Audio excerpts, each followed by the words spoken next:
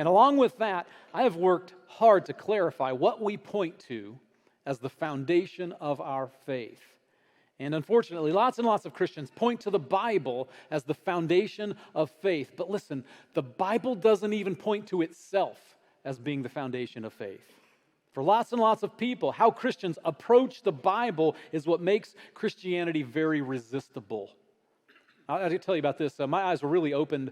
About 10 years ago, I did a message series that was called Conversations with an Atheist. And I read several popular books that were written by what were called then the New Atheists. Maybe these names ring a bell, maybe they don't. Sam Harris, Richard Dawkins, Christopher Hitchens. And they and their writings became very popular after 9/11, the attacks of 9/11. And they caught the attention of the world because after those terrible events, they started saying something that was shocking. They began saying that Islam wasn't the problem. They began saying that the problem was all religion in general. And so they began working to dismantle religion, especially Christianity, by discrediting the Bible, especially the Old Testament. And these new atheists, they're not bad people, and I'm not taking aim at them. They just have a very, very, very different worldview. And they've been very effective at attacking the credibility and the morality of our scriptures, of our Bible. They attack the credibility saying, hey, there are all these problems with the scriptures, there are all these inconsistencies in the Bible. They attack the morality by saying religion isn't just wrong. They begin saying religion is bad.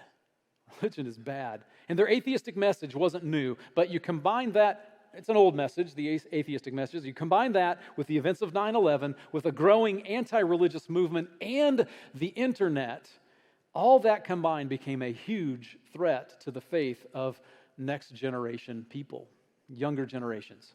And it was the perfect storm because for a long time, our modern version of Christianity had an Achilles heel. Our modern version of Christianity has had a weakness that really hadn't been exploited because, for the most part, people respect the Bible. For the most part, people that disrespected it didn't say that out loud, but that changed. That changed. Now, when it comes to all of this and what I've said so far, I'm not concerned about those of you that are in the church right now, those of you that are already a part of the faith. If you're 40, you're past 40 and you've maintained your Christianity, if you're 30 and you've maintained your Christianity, I'm not worried about you. My biggest concerns are for younger generations, for my 21-year-old, 22-year-old daughter, for my 15-year-old daughter.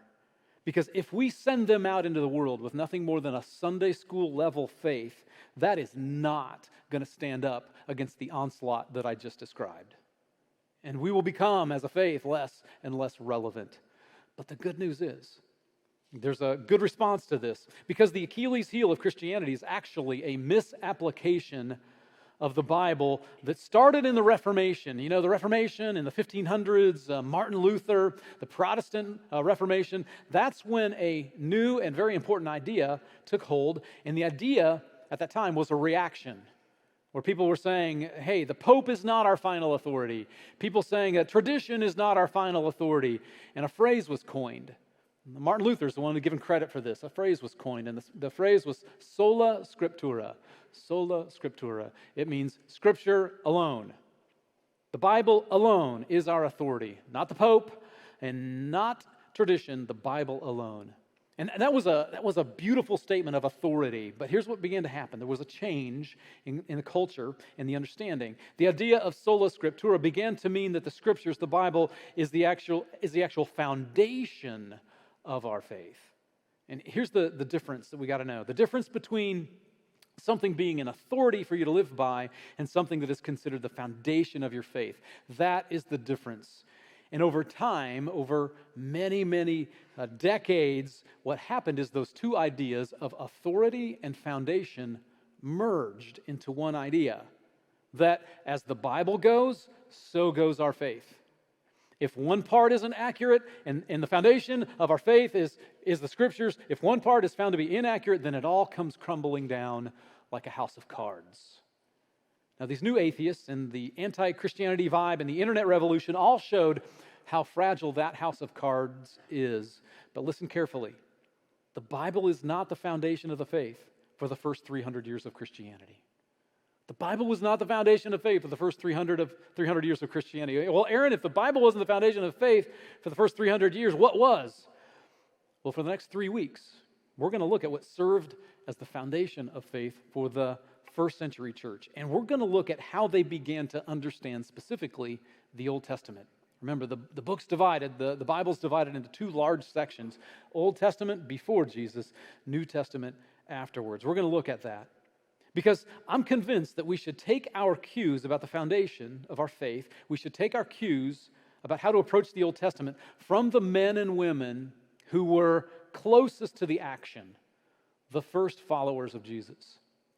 And here's what I believe: that when we take our cue from them, and if we can help the next generation take their cue from them, if we can help our kids, if we can help our grandkids take their cue from them, then you end up with an enduring, defensible, unassailable version of the faith, which was the original version.